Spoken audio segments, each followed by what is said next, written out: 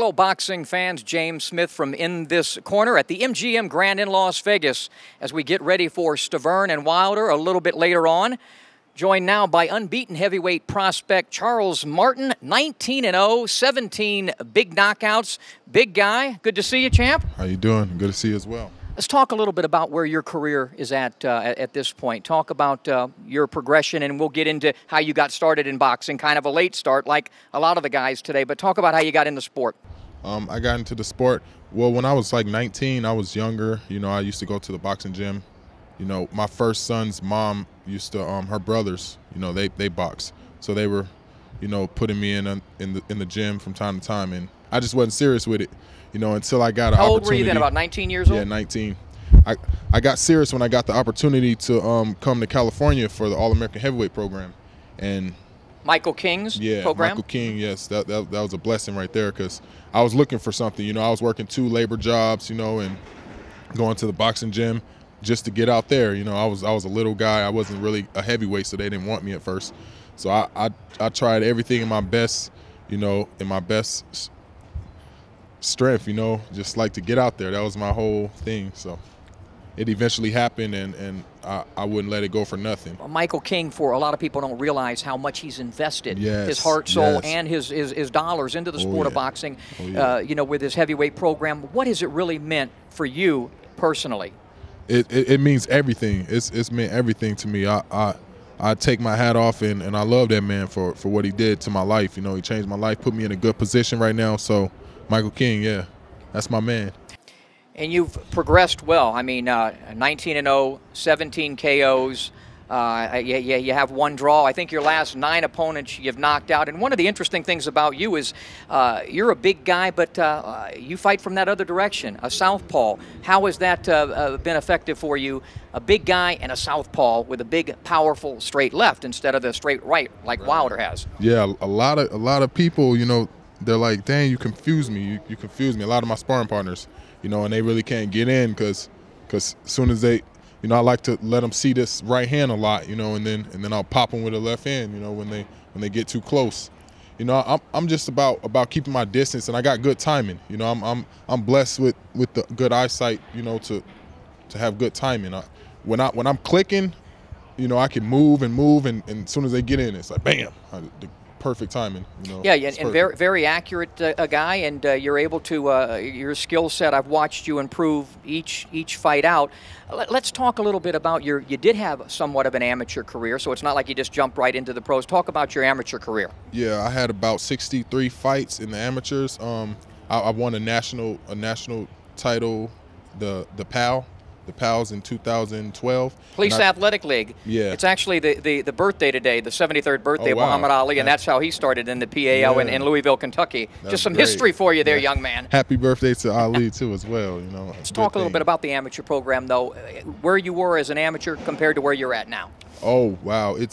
You know, I used to fall in, like I'll throw a left hand and fall in and stuff like that, you know, or I just didn't know how to, you know, pace myself. You know, it's just a matter of being really calm. They always said I was poised, you know, and I was calm, so I'd make a good pro. So, you know, I didn't really believe in my coaches. I didn't even want to turn pro. You know, I wanted to just win a national title in the amateurs, and I was like, I don't really know what to go from here, you know. But when you walk in a room, people look at you and they think this guy must be a big wide receiver or a tight end. Did you play any other sports? No, football? No other sports? No, at this height and this. Yeah. The hell is going on here? And I'm 5'6" and was a brilliant athlete. I wasn't good. Like basketball. You weren't a good athlete? I was a good athlete, but as far as organizing it to where, like, I could play any position on the court playing basketball, for instance. But when I went to organize, and I got to play this one position, I couldn't just grasp it. You know, I couldn't put it all into, okay, I'm playing center, and that's my only position on the court. It just didn't mix with me, and I looked like crap. I just run up and down the court, and no one passed me the ball and noticed me, you know, because I just wasn't in the right positions. Because so many football players who've tried to go over to boxing have so much difficulty, and you haven't. I mean, even though I've seen you really improve a lot, but your basic fundamentals, your basic skill set was there from your opening professional bout, which was about 2 or 3 years ago. What do you attribute that to, the fact that you were able to have at least the balance and the overall skill set without having a great athletic background?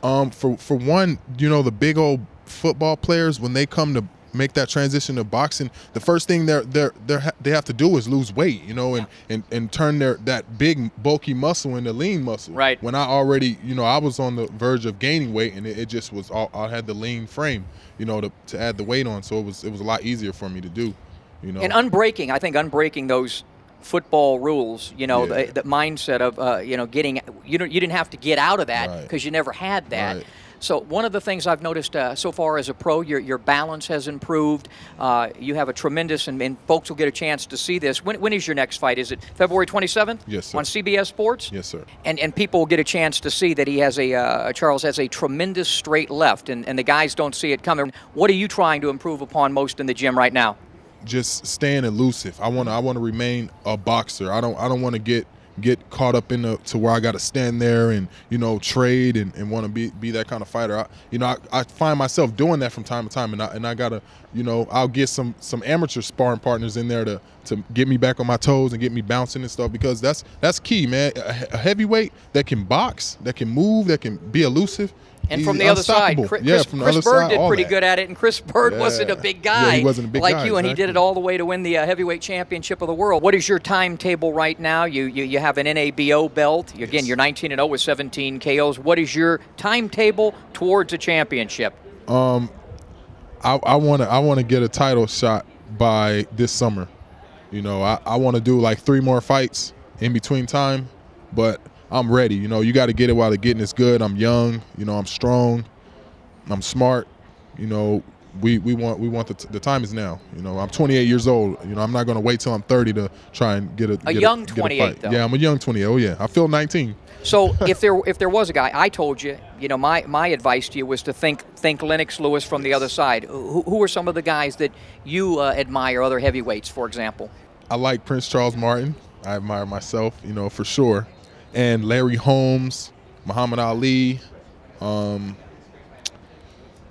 Lennox Lewis, definitely. You know, the heavyweight division. I like all the heavyweights. You know, the old heavyweights. They were all those guys George that Foreman. use their distance, leverage, and timing, and use their heads. Big George obviously used a little bit more than. Who's your favorite fighter of today? Doesn't have to be heavy. Just today, me, myself. Okay. Other than you, who is your favorite? Maybe a little guy or somebody a little smaller than you. All right. I like Lil Pacquiao, man. That little southpaw. I always root for the lefties. You know, the lefties. They don't see it coming, you know. Well, so I like that. 17 of your 19 haven't seen it come in, and hopefully you folks will get a chance to see him coming on CBS Sports on February the 27th. Prince Charles Martin, unbeaten heavyweight prospect. Good to see you. Good to see you too, sir.